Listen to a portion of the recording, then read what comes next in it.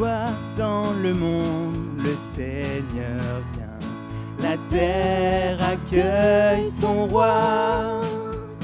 Que tous les cœurs lui préparent une place. La terre et le ciel chantent, la terre et le ciel chantent. La terre et le ciel chantent. Il règne sur le monde avec vérité et fait connaître au peuple la gloire de sa justice, les merveilles de son amour, les merveilles de son amour, les merveilles de son amour. Joie dans le monde, le Seigneur vient. La terre accueille son roi. Que tous les cœurs lui préparent une place. La terre et le ciel chantent, la terre et le ciel chantent.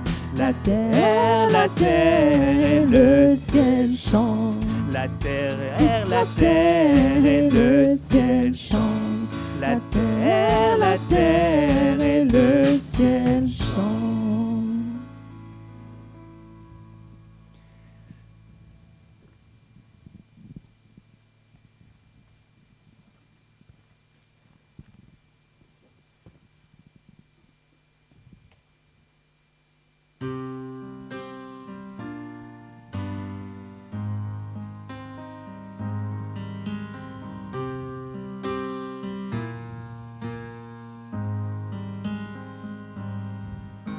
Au peuple dans les ténèbres, qui erre aveugle et confus, sur toi le soleil se lève, ton Dieu est descendu.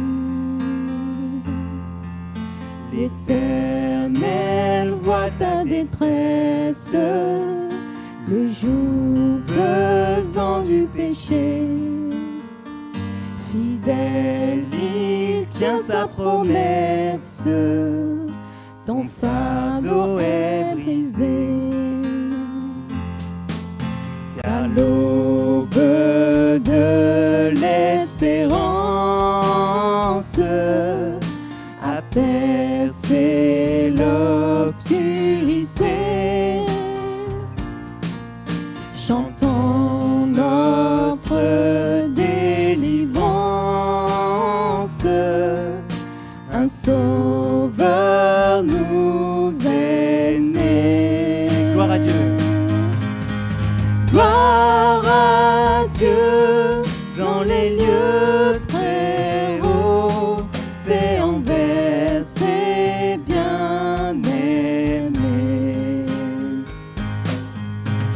Que joyeux résonne l'écho, un sauveur nous est né. Un sauveur nous est né.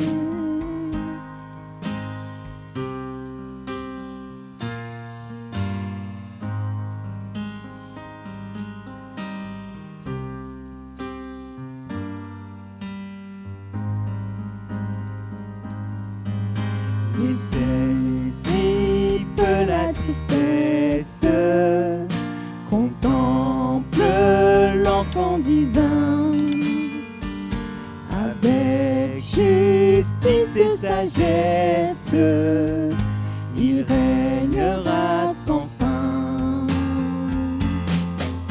Car l'aube de l'espérance a percé l'obscurité. Chantons notre délivrance, un sauveur nous est né.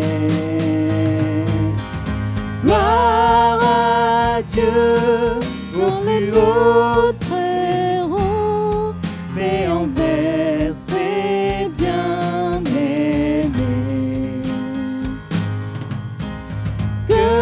joyeux résonne l'écho, un sauveur nous est né. Gloire à Dieu. Gloire à Dieu dans les lieux très hauts, paix envers ses bien-aimés. Que joyeux résonne l'écho, un sauveur nous est né. Un sauveur nous est né. Gloire à Dieu.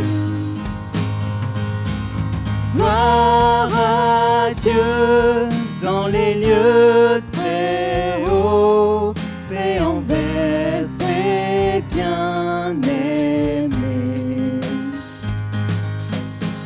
Que joyeux résonne l'écho, un sauveur nous est né. Un sauveur nous est né.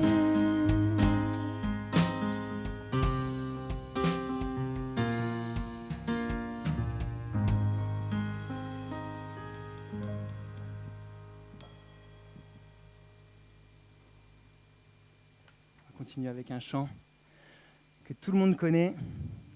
Minuit chrétien, c'est l'heure solennelle.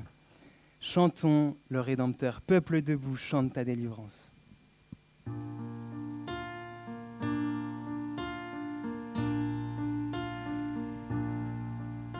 Minuit chrétien, c'est l'heure solennelle où l'homme Dieu descendit jusqu'à nous pour effacer la tâche originelle et de son Père arrêter le courroux. Le monde entier tressaille d'espérance à cette nuit qui lui donne un sauveur. Peuple à genoux, attends ta délivrance. Noël, Noël, voici le Rédempteur. Noël, Noël, voici le Rédempteur. De notre foi, que la lumière ardente nous guide tous au berceau de l'enfant.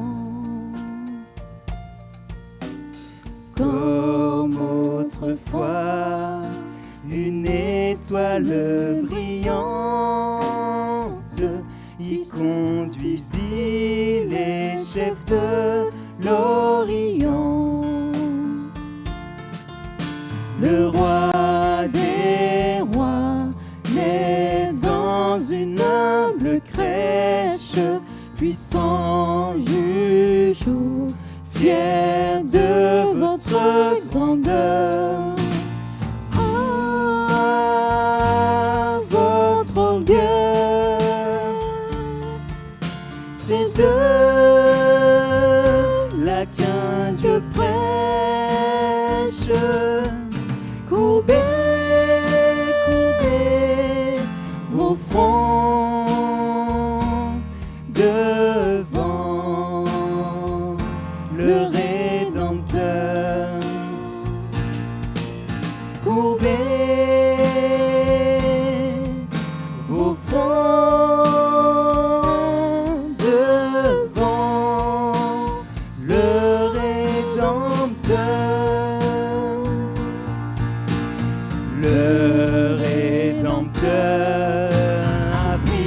et toute entrave. La terre est libre et le ciel est ouvert. Il voit un frère où n'était qu'un esclave. L'amour unit ceux qu'enchaînait le fer. Qui lui dira notre reconnaissance, c'est pour nous tous qu'il naît, qui souffre et meurt. Peuple debout, chante ta délivrance. Noël, Noël, chantons le Rédempteur. Noël, Noël, chantons le Rédempteur.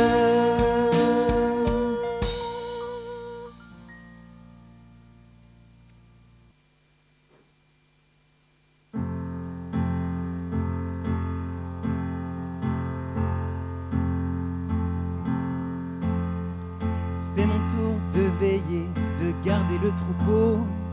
Des milliers de voix me réveillent en sursaut. Une lumière éclatante qui déchire la nuit. Un concert glorieux qui me laisse ébloui. Celui qu'on attendait serait-il enfin venu? Le prince de la paix, l'espérance du salut. Oh, cette nuit est la plus belle, mon cœur s'émerveille. Un sauveur est né, tout droit venu du ciel. Gloire à Dieu au plus haut, gloire à Dieu au plus haut des cieux. Oh, cette nuit est la plus belle, mon cœur s'émerveille. Un sauveur est né, tout droit venu du ciel. Gloire à Dieu au plus haut, gloire à Dieu au plus haut des cieux. Je cours jusqu'à l'étable, presque sans m'arrêter, pour voir cette promesse dans les traits d'un bébé, venu pour rassembler les brebis égarées. Le fils du charpentier deviendra mon berger. Celui qu'on attendait serait-il enfin venu? Le prince de la paix, l'espérance du salut. Oh, cette nuit est la plus belle, mon cœur s'émerveille. Un sauveur est né, tout droit venu du ciel. Gloire à Dieu au plus haut, gloire à Dieu au plus haut des cieux. Oh, cette nuit est la plus belle, mon cœur s'émerveille. Un sauveur est né, tout droit venu du ciel. Gloire à Dieu au plus haut, gloire à Dieu au plus haut des cieux. Cette nuit est la plus belle, oui, mon cœur s'émerveille. Un sauveur pour moi est né. Cette nuit est la plus belle, oui, mon cœur s'émerveille. Un sauveur pour moi est né. Oh, cette nuit est la plus belle, mon cœur s'émerveille. Un sauveur est né, tout droit venu du ciel. Gloire à Dieu au plus haut, gloire à Dieu au plus haut des cieux. Oh, cette nuit est la plus belle, mon cœur s'émerveille. Un sauveur est né, tout droit venu du ciel. Gloire à Dieu au plus haut, gloire à Dieu au plus haut des cieux. Oh, cette nuit est la plus belle, mon cœur s'émerveille, un sauveur est né, tu dois venu du ciel. Gloire à Dieu au plus haut, gloire à Dieu au plus haut des cieux. Oh, cette nuit est la plus belle.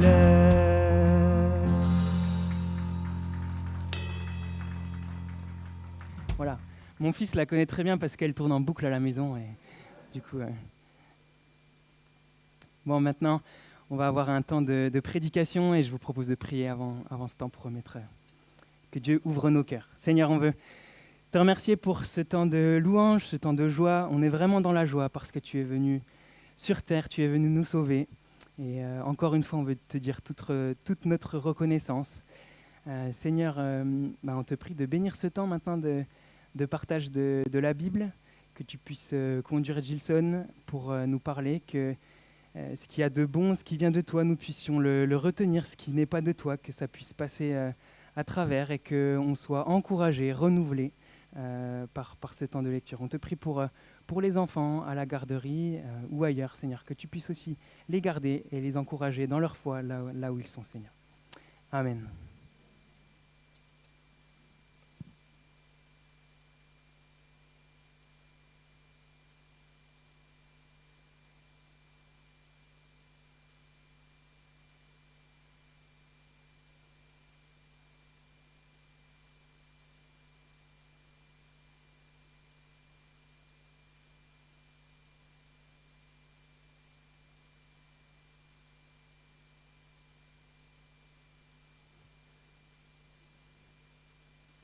Les pré-ados restent avec nous.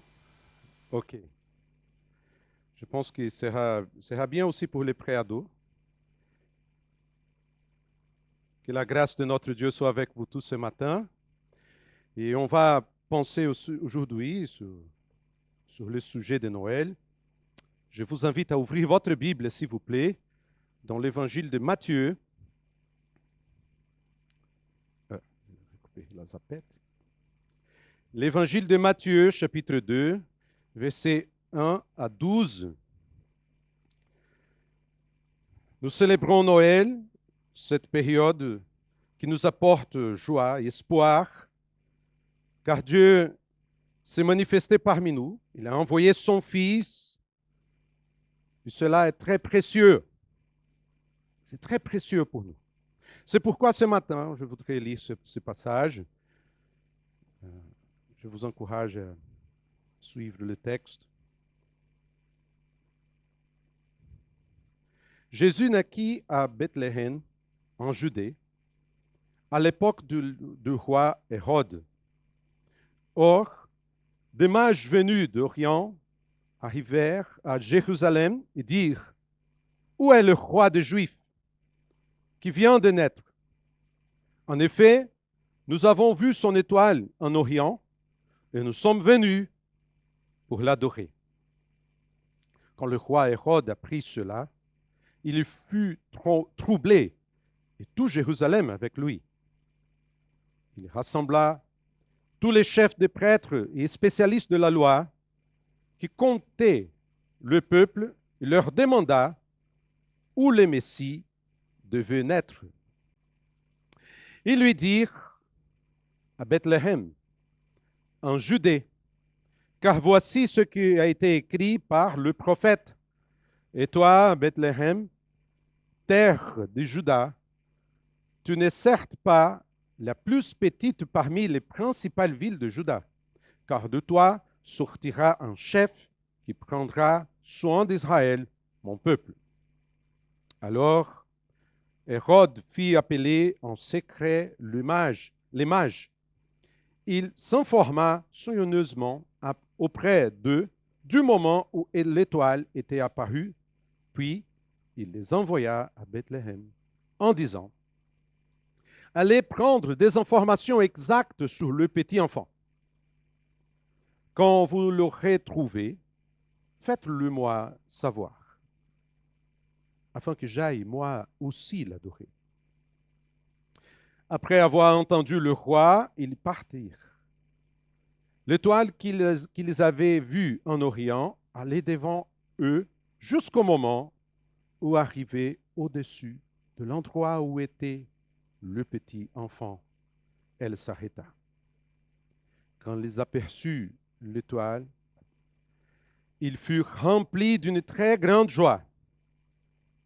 Ils entrèrent dans la maison, virent le petit enfant avec Marie, sa mère, se prosternèrent et l'adorèrent. Ensuite, ils ouvrirent leur trésor. Ils lui offrirent un cadeau de l'or, de l'encens et de la myrrhe. Puis, avertis dans un rêve de ne pas retourner vers Hérode, ils regagnèrent leur pays par un autre chemin.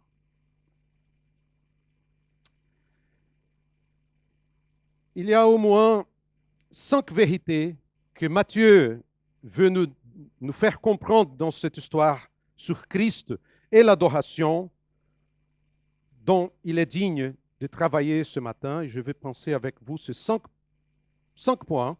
Jésus est le Messie, le roi des Juifs. Jésus doit être adoré non seulement par les Juifs, mais pour toutes les nations du monde. Dieu a utilisé l'univers pour faire connaître et adorer son Fils. Jésus dérange les gens qui veulent l'adorer, il suscite l'opposition de ceux qui le font. Et adorer Jésus signifie attribuer joyeusement autorité et dignité au Christ. On va penser ces 5 choses. Ce matin, je vous invite à ne pas fermer la Bible, mais de m'accompagner dans cette réflexion. Première chose qu'on peut voir dans le texte est que Jésus est le Messie, le roi des Juifs, et doit être honoré comme tel. Si on voit bien, le verset 2 annonce clairement de qui parle réellement cette histoire. Où est le roi des Juifs qui vient de naître? Il s'agit d'un nouveau-né destiné à devenir roi des Juifs. En soi, cela n'aurait rien d'extraordinaire. Il y a probablement aujourd'hui en France 3 ou 4 enfants ou jeunes de moins de 18 ans qui deviendront un jour président de la France. Mais personne ne se soucie vraiment, ni ne cherche de le trouver ou de l'honorer. Mais le verset 4 clarifie ce que les mages entendent réellement par roi des Juifs.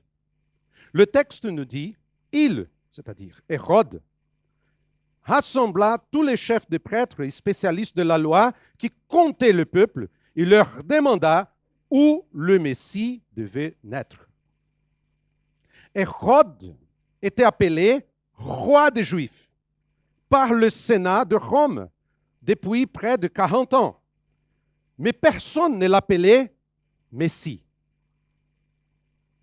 Le Messie est le souverain oint de Dieu, tant attendu, qui vaincra tous les autres règnes, qui mettra fin à l'histoire, établira le royaume de Dieu et ne mourra jamais ni perdra son règne. C'est ça qui dit les Écritures. Nous ne savons pas comment les mages ont obtenu l'information selon laquelle un tel roi allait naître. Mais il est clair qu'Hérode a compris le message. Ces hommes ne recherchaient pas un simple successeur humain ordinaire. Ils recherchaient le roi ultime qui mettra fin à tous les rois du monde. Et bien sûr, contrairement à Anne et Siméon dans Luc chapitre 2, c'est la dernière chose que Hérode recherchait. Il ne connaissait même pas le plus simple prophétie des Écritures qui disait où le Messie allait naître. C'est pourquoi il interroge les scribes. Et le seul texte sur lequel il s'y concentre est Michée, chapitre 5, verset 1. Et toi, Bethléem Ephrata, qui est petite parmi les villes de Juda, de toi sortira pour moi celui qui dominera sur Israël, et dont l'origine remonte loin, dans le passé, à l'éternité. Cela ne semble pas non plus très extraordinaire. La seule raison pour laquelle les escribes ont cité ce texte était pour répondre à la question d'Hérode. Où? Et la réponse, c'était simple, Bethléem.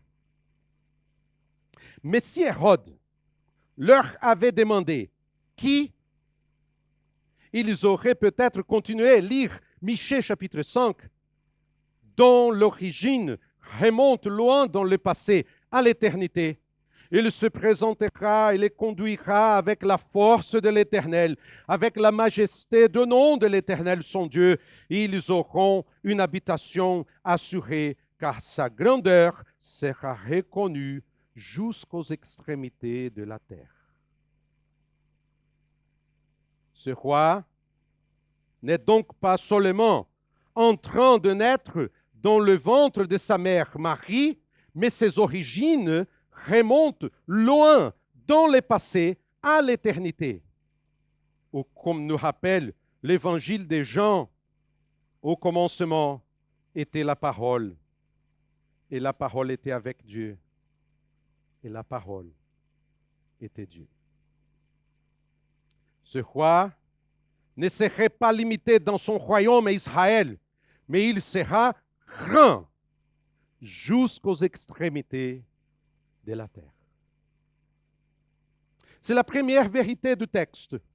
C'est pourquoi l'adoration est dans leurs esprits. Cela nous amène à une deuxième vérité sur ce texte.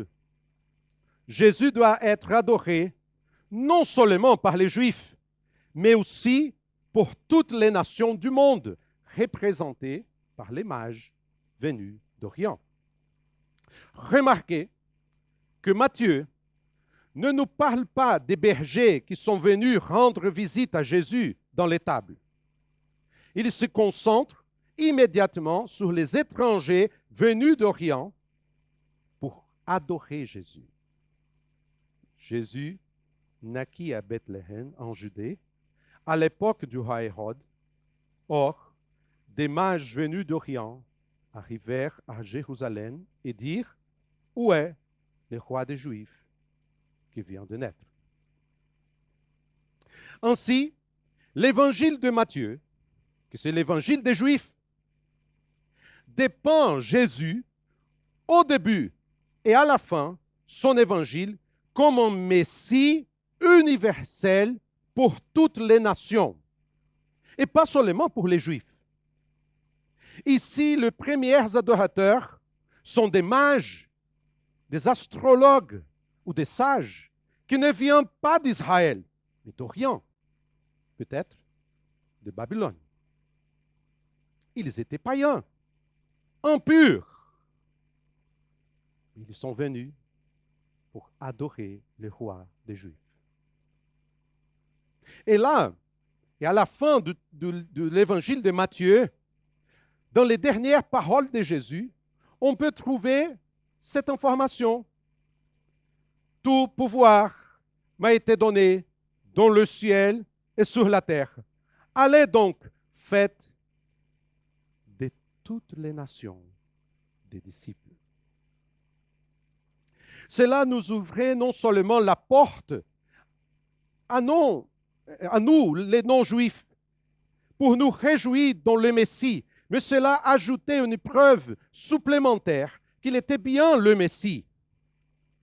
Car quand on regarde les prophéties répétées, il parle toujours des nations, des rois, qui viendraient en effet en lui en tant que souverain du monde.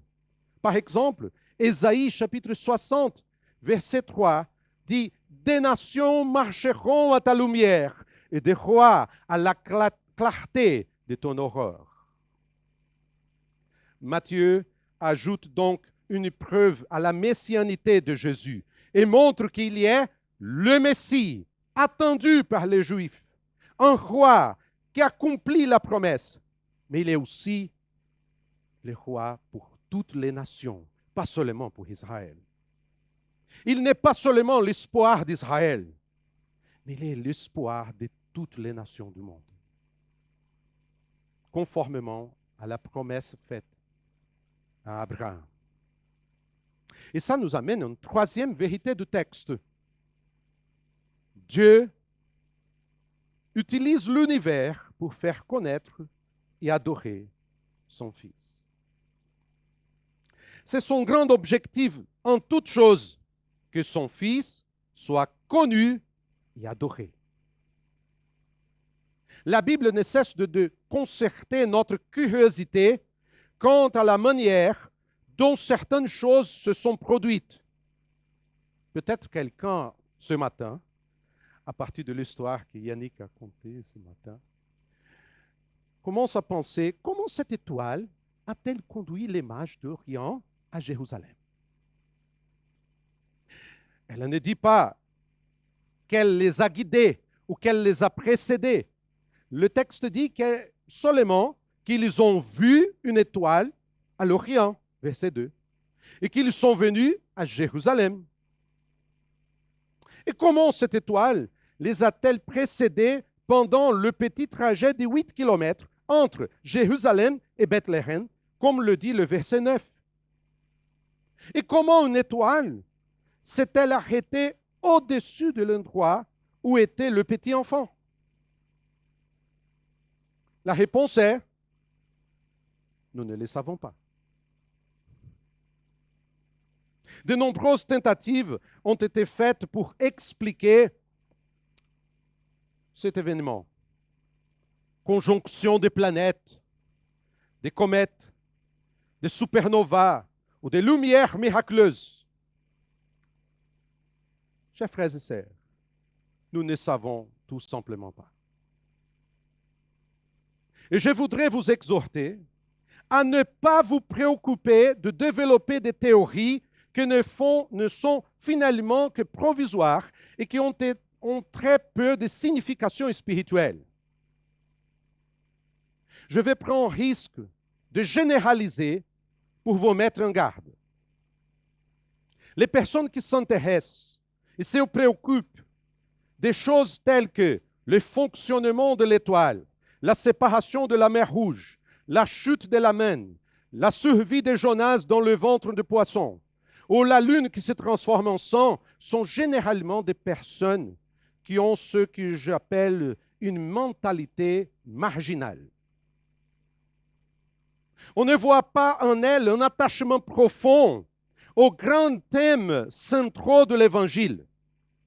La sainteté de Dieu, la laideur du péché, l'impuissance de l'homme, la mort du Christ, la justification par la foi seule, l'œuvre sanctificante de l'Esprit, la gloire du retour du Christ, le dernier jugement, ça sont des vrais thèmes bibliques qu'il faut se plancher dans la Bible. Pas comment l'étoile marchait dans le ciel. Peu importe.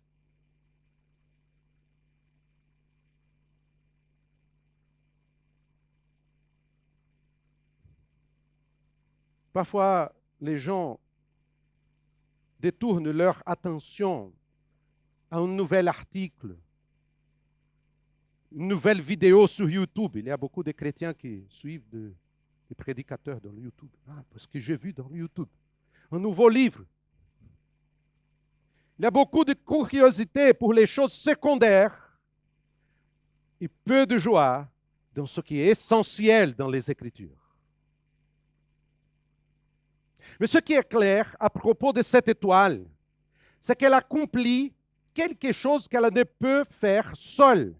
Elle guide les mages vers le Fils de Dieu afin qu'ils les adorent. Dans la pensée biblique, il n'y a qu'une seule personne qui puisse être à l'origine de cette intentionnalité des étoiles. Dieu lui-même. C'est Dieu qui guide. C'est Dieu, le Créateur, qui guide l'univers. La leçon est donc claire. Dieu guide les étrangers vers Christ afin qu'ils les adorent. Il le fait en exerçant une influence et un pouvoir mondiaux, voire universel, pour y parvenir. Luc montre, par exemple, que Dieu influence tout l'Empire romain afin que le recensement ait lieu au moment précis où une vierge se rend à Bethléem pour accomplir la prophétie avec son accouchement. Qui est le Seigneur de l'histoire? Qui est le Seigneur de l'univers? Qui commande le monde? Ce n'est pas César. C'est pas les étoiles, les astres dans l'univers. C'est le Dieu créateur.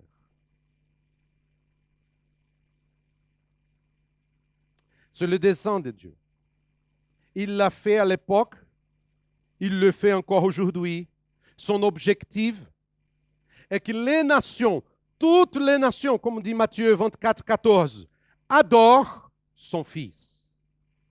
C'est la volonté de Dieu pour tous ceux qui travaillent dans votre bureau, dans votre quartier ou dans votre foyer. Comme le dit Jean, ce sont là les adorateurs qui recherchent le Père.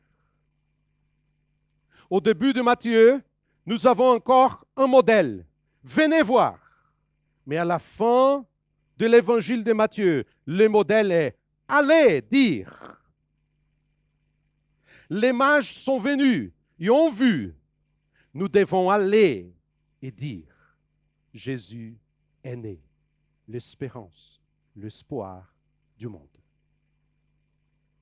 Mais ce qui ne change pas, c'est que le but de Dieu est de rassembler les nations afin qu'elles adorent son Fils, afin qu'il soit glorifié dans une adoration fervente et passionnée. Et ça nous amène à la 4e leçon de ce matin. Jésus dérange ceux qui ne veulent pas l'adorer et suscite l'opposition de ceux qui le font. Ce n'est probablement pas un point central dans l'esprit de Matthieu, mais cela devient inévitable au fur et à mesure que l'histoire avance. Dans cette histoire, il y a 2 types de personnes qui ne veulent pas adorer Jésus, le Messie. 2 types. Le premier type, ce sont les gens qui ne font tout simplement rien à propos de Jésus. Il est insignifiant dans leur vie. Ce groupe est représenté par les principaux sacrificateurs et les scribes, les spécialistes de la loi.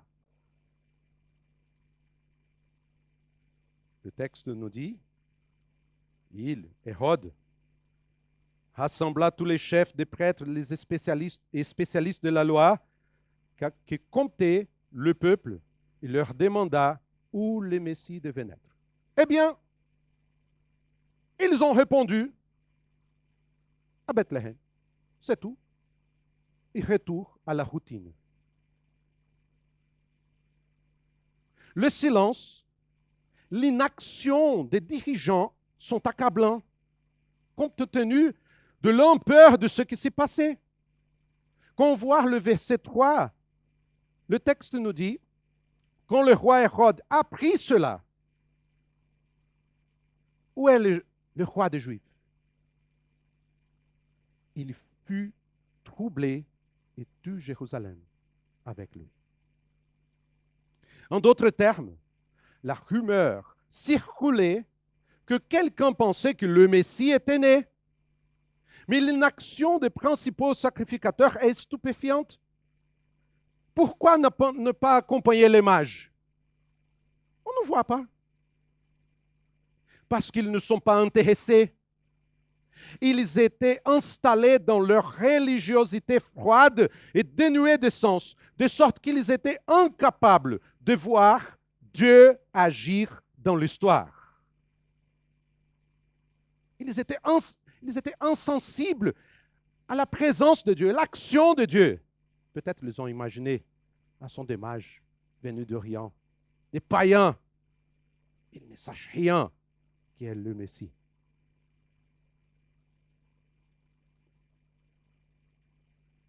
Ils ne veulent pas adorer le vrai Dieu. Ils sont bien installés dans leur religiosité. Le deuxième type de personnes qui ne veulent pas adorer Jésus sont celles qui se sentent profondément menacées par lui. C'est le cas d'Hérode dans cette histoire. Il a vraiment peur, à tel point qu'il complote, il ment, il commet un massacre juste pour se débarrasser de Jésus. Et l'histoire nous montre qu'Hérode n'avait aucun scrupule à tuer quiconque le menaçait. Il a tué sa femme, il a tué son beau-père, il a tué ses enfants. Il avait même dit, au jour de ma mort, il faut tuer quelques juifs pour que personne ne se réjouisse pas de ma mort.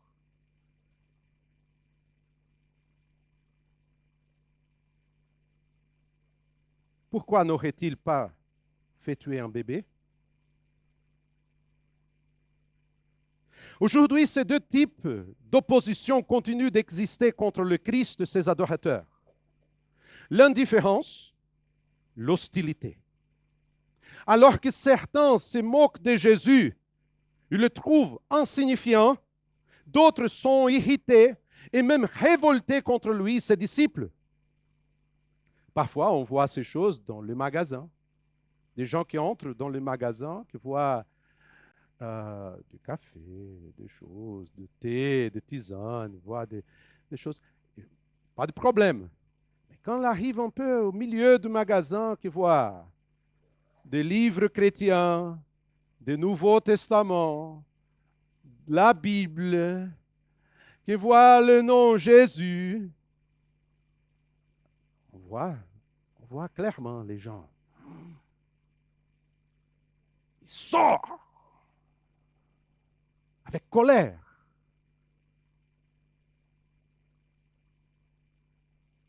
Faites-vous partie de l'un de ce groupe? Hostilité, indifférence. Que ce Noël soit l'occasion de reconsidérer le Messie, de réfléchir à ce qui signifie adorer le Fils de Dieu. Et je terminerai donc par la cinquième vérité de cette histoire. Qu'est-ce que l'adoration dans ce texte? Parce que ce texte parle d'adoration. Qu'est-ce que l'adoration? Adorer Jésus signifie attribuer joyeusement autorité et dignité au Christ par des offrandes sacrificielles. Cette définition d'adoration comporte 4 éléments qui sont dans les 4 fondés sur le texte. Premièrement, je vois les mages attribuer une autorité au Christ en l'appelant roi des Juifs. Où est le roi des Juifs qui vient de naître? La véritable adoration commence par la reconnaissance de la véritable autorité de l'univers. Celui qui commande réellement, celui qui est digne d'être appelé roi de l'univers. Jésus n'est pas un roi décoratif. Il n'est pas comme le roi d'Angleterre qui a une couronne, mais il n'a pas de pouvoir. Il est le roi des Juifs, mais il est aussi le roi du monde. Et nous nous prosternons devant lui parce que nous reconnaissons sa majesté, sa grandeur. Il est le roi. Deuxièmement, je vois les mages lui attribuer de la dignité en se prosternant devant lui. Le texte nous dit, ils entrèrent dans la maison, virent le petit enfant avec Marie, sa mère, se prosternèrent et l'adorèrent. Observez attentivement, ils l'ont vu dans les bras de Marie, mais ils l'ont adoré. Lui, non elle, lui seul. Marie, c'est un instrument, mais elle n'est pas digne d'adoration. Elle n'est pas digne de vénération. Le seul digne, c'est Jésus. Et là, on trouve une deuxième chose. La véritable adoration nous conduit à nous agenouiller devant le vrai Dieu. se prosterner devant le vrai Dieu. Jésus a dit une chose intéressante dans sa prière. Or, la vie éternelle, c'est qu'ils te connaissent, toi seul, le vrai Dieu, et c'est lui que tu as envoyé, Jésus-Christ. Et on voit par exemple Jean, quelques décennies après, quand il écrit sa lettre, il va dire, et nous sommes unis au vrai Dieu. Si nous sommes unis à son Fils, Jésus-Christ, celui qui est le vrai Dieu et la vie éternelle. Se prosterner, c'est ce que l'on fait pour dire à quelqu'un d'autre, tu es supérieur, je suis humble. Tu es une grande dignité, je suis petit. C'est la reconnaissance de la grandeur, de la majesté du Seigneur Jésus. Troisièmement, je vois la joie dans ses attributions d'autorité et dignité.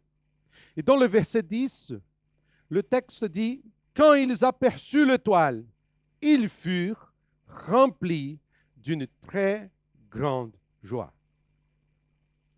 Vous avez vu quelque chose dans ce texte? Regardez bien. Je vous laisse quelques instants de regarder le texte attentivement. Si on voit le texte, on peut voir une quadruple façon de dire qu'ils se réjouirent. Ils auraient suffi de dire, quand ils aperçurent l'étoile, ils se réjouirent. Point. Mais il aurait suffi de dire qu'ils se réjouirent avec joie. Il aurait suffi de dire qu'ils se réjouirent d'une grande joie. Mais il aurait suffi de dire qu'ils se réjouirent d'une très grande joie. Est-ce que c'est votre sentiment quand vous venez à l'église pour adorer Jésus?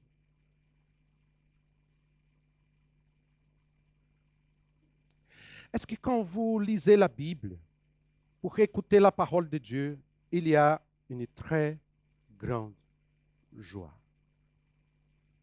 Quand vous parlez avec Jésus dans la prière, est-ce que vous avez une très grande joie? Pourquoi cette joie? Parce qu'ils étaient en route vers le Messie. Ils étaient en route vers le Messie. Quand ils aperçurent l'étoile, ils furent remplis d'une très grande joie. On va voir le Messie. On va voir le Messie. Est-ce que vous avez ce sentiment quand vous venez à l'église? Ou simplement pour dire, aujourd'hui c'est dimanche. On va chanter, on va écouter la parole de Dieu. Hein? C'est tout. Ou dans votre cœur, il y a le même sentiment du psalmiste. J'ai une grande joie de me rassembler avec le peuple de Dieu pour aller vers sa maison.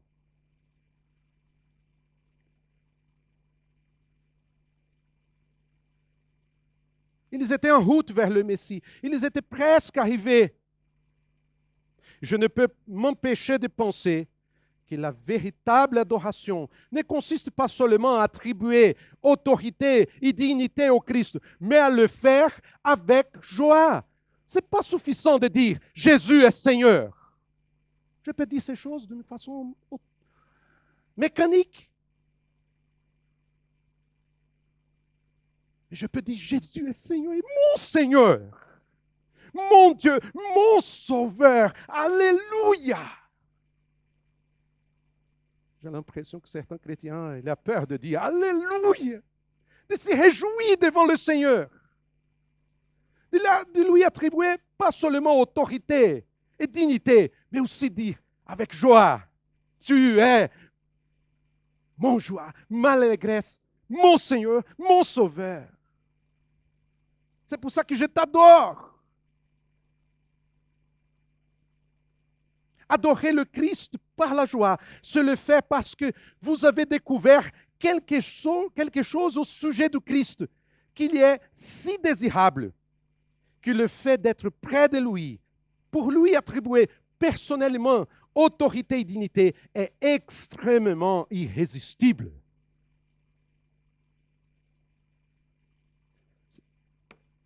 Vous croyez que Jésus est là ce matin? Vous croyez que Jésus est là ce matin? Est-ce que vous avez cette joie dans votre cœur? Est-ce que vous vous regardez Jésus et dites, mon Dieu, quelle bénédiction d'être à côté de mon Sauveur. Et la quatrième partie de la définition de l'adoration, ici est que nous rendons hommage par des offrandes sacrificielles. Adorer Jésus signifie rendre joyeusement hommage à l'autorité et à la dignité de Christ par des offrandes sacrificielles. Nous avons appris dans ce message sur l'adoration que Dieu n'est pas servi par des mains humaines comme s'il avait besoin de quoi que ce soit, comme dit Actes chapitre 17, verset 25.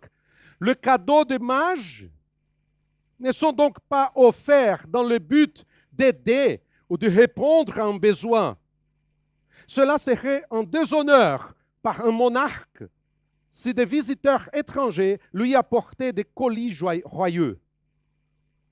Ces cadeaux ne sont pas non plus destinés à être des pots de vin. Deutéronome 10, verset 17, dit que Dieu n'accepte pas le pot de vin. Alors, que signifie-t-il? En quel sens le cadeau représente-t-il une adoration? Les dons intensifient le désir pour Christ lui-même, tout comme le jeûne. Lorsque vous offrez un don à Christ, c'est une façon de dire la joie que je recherche n'est pas parce que je veux quelque chose de matériel de tes mains. Je ne viens pas à toi, Seigneur, pour les bénédictions que tu peux m'accorder, mais pour toi-même. C'est pourquoi je te présente maintenant mon désir intense, renonçant aux biens matériels, dans l'espoir de profiter davantage de toi et non de ces biens. En te contemplant, je suis amené à tout abandonner.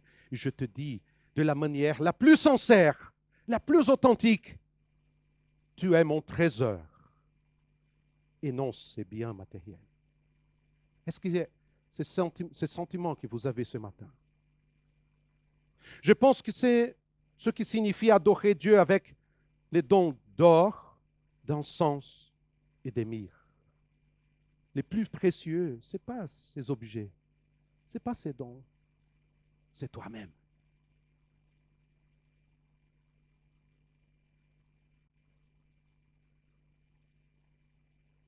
Qu'est-ce que vous apportez ce matin pour Jésus?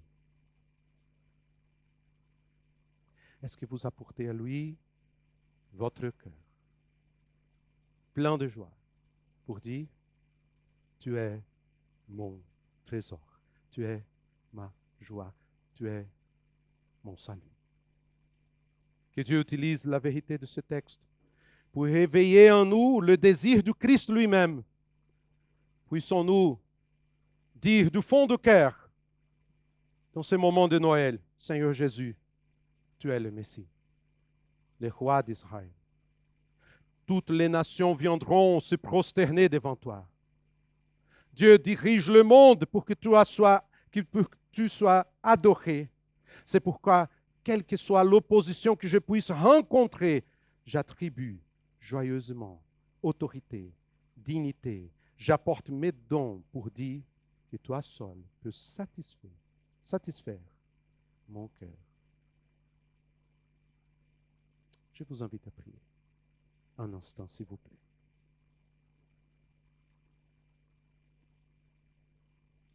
Je vous encourage à adorer Jésus maintenant, parce qu'il est là.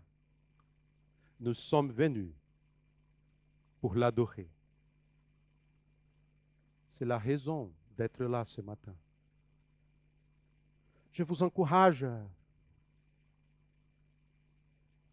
parler avec amour et joie au Seigneur glorieux.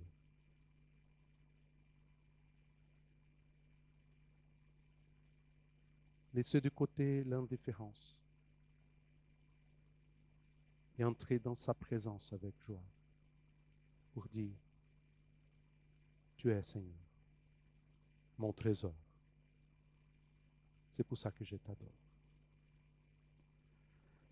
Notre Dieu, notre Père, nous te remercions pour ta parole qui nous éclaire et qui nous montre la vérité. Jésus possède toute l'autorité dans le ciel et sur la terre. Il est digne d'être adoré. Il est à la droite du Père. Il est le Seigneur, le Sauveur. Il est notre joie. Et c'est pour ça que nous venons vers ta présence pour l'adorer. Le Seigneur puisse être glorifié au milieu de nous. Que ta présence apporte toujours la vraie adoration, la vraie joie dans nos cœurs. Au nom de Jésus.